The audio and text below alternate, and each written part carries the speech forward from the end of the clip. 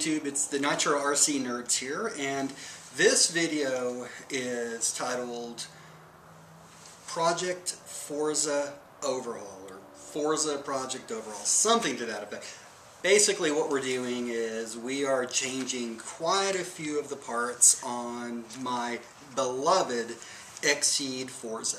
Now the way we're going to do this is I'm going to have hopefully just a 10-minute video showing you all the different parts that we're going to change, and then what I'll do is I'll have a detailed video for each of those parts, because I know a lot of you need just kind of the quick, here's the 10 minutes and everything that I've done, and then some of you will probably want more detailed instructions. Essentially, what we're going to be doing is we're going to change out I've got my bag of parts here. We're going to change out the fuel and pressure tubing on it.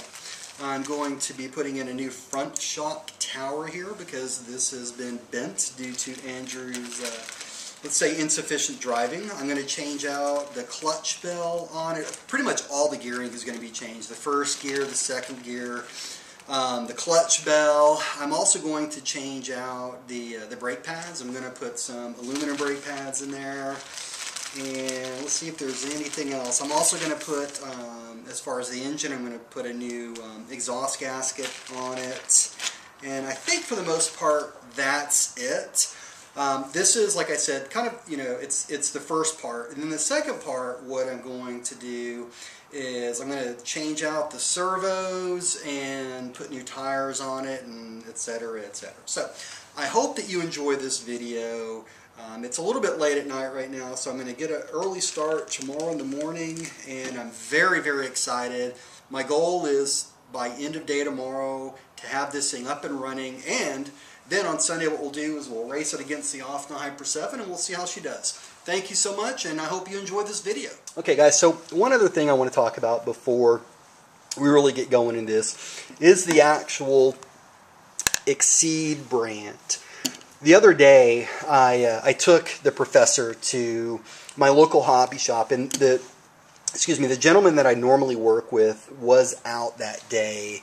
And there was someone else there, and I was trying to understand a little bit about how to take a specific part off. He didn't know what he was doing. Frankly, he was of no help at all, other than pointing right here and saying to my face, "Well, sir, this is your problem right here," as you point it to the Exceed RC logo.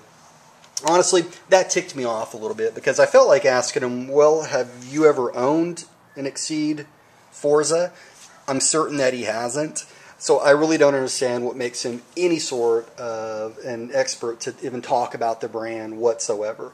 I'm thinking to myself, what a snob, right? Because I guarantee you, I could buy any damn vehicle he has in his shop. I have the skills, I believe, now to overhaul any vehicle that is even brought in there. But yet, he wants to sit there and look at this and dismiss everything. So my point to you guys are, don't be ashamed if you have an Exceed Forza. Just because it doesn't cost a lot of money doesn't mean anything. The bottom line is, whatever you have, you always want to make the most out of. And I promise you, we are definitely going to be making the most out of this Exceed Forza. It is my beloved professor, very first car, Nitro car at least, that I owned, and you better bet your you-know-what that we're going to take very good care of it, and I can't wait to see how this thing turns out. So I just want to throw that out there. Please don't ever dismiss someone's vehicle just because of the price tag that is associated with it, because once again, everything is what you make of it. I know quite a few people who have $400 or $500 Traxxas cars, but they don't even know, how to take the tires off. And that doesn't impress me whatsoever. What impresses me are people that take care of what they have, and they make the absolute best. They know how to upgrade. They know how to drive. They know how to do everything with respect to making themselves and their vehicles proud. Thank you so much, guys, and enjoy the video. Here we go. Alright now guys, so I've gotten the new shock tower on for the most part. You can see that the old one here was bent pretty pretty poorly, once again due to Andrew's lack of driving skills. Let's say he ran into quite a few things. So getting this shock tower, front shock tower off, was relatively easy. Just pull the shocks off here at their caps, and then there's essentially just some screws down that area right there, that area right there. Of course, I took the front bumper off to get good access to it. The only thing left, aside from a few screws, are these little E-clips right here. And I gotta admit, I'm not looking forward to putting these screws back on the end of these caps right here. Looks like that's going to be kind of a beating to do. But anyways, let's see how it goes, and then hopefully we'll have the new shock tower all ready to go. Alright, so I got the new shock tower on, front shock tower. It was actually pretty easy getting those E-clips on. I was worried about the trick that I learned is essentially just hold the buggy up and get an area where I can place the E-clips flush and then just pinch them on. So hopefully you guys are able to somewhat see that. But they're on and they're straight and everything looks good.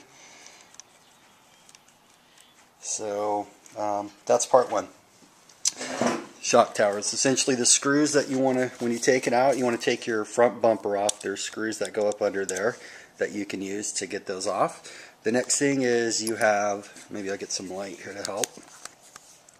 You have two screws right here that you want to take off, and then two screws right here that you want to take off. These right here just pop off and then they pop back on.